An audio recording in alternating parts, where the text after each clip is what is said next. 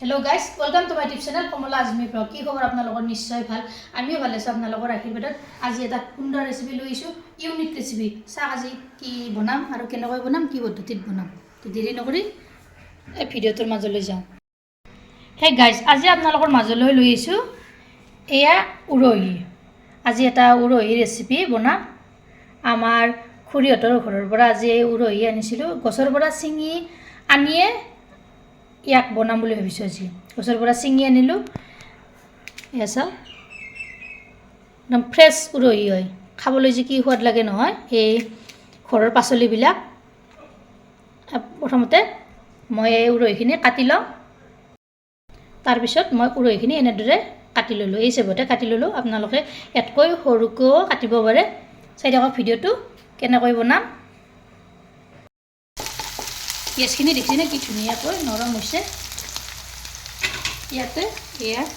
নিমখ এচামুচ দি দিছোঁ আৰু এচামুচ হালধি গুড়ি আৰু জলকীয়াৰ গুড়ি দিছোঁ এচামুচ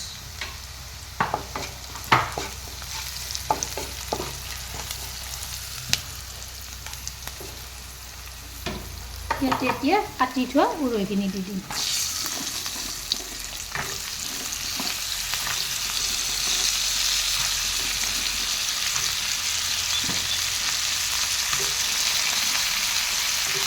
এবাৰ বনাই খাবচোন এনেকৈ খাই সোৱাদ লাগে এফালৰ পৰা লৰাই দি দিওঁ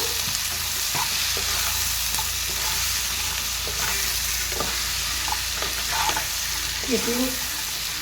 এয়া লোকেল উৰহি হয় খাবলৈ সোৱাদ লাগে বজাৰৰ পৰা কিনি অনা এটা সোৱাদ বেলেগ আৰু ঘৰৰ এটা সোৱাদ বেলেগ তাতো আকৌ গছৰ পৰা চিঙি আনিয়ে বনাইছোঁ তাতকৈ আৰু সোৱাদ এটা বেলেগ ইয়াতে এতিয়া ঢাকনিখন লগাই থৈ দিছোঁ কিছু সময় যোৱাৰ পিছত ঢাকনিখন গুচাই দিলোঁ দি এনেদৰে তলপৰ কৰি লগাই দিওঁ যাতে লাগি নধৰে এই ৰেচিপিটো চিম্পুল হয় কিন্তু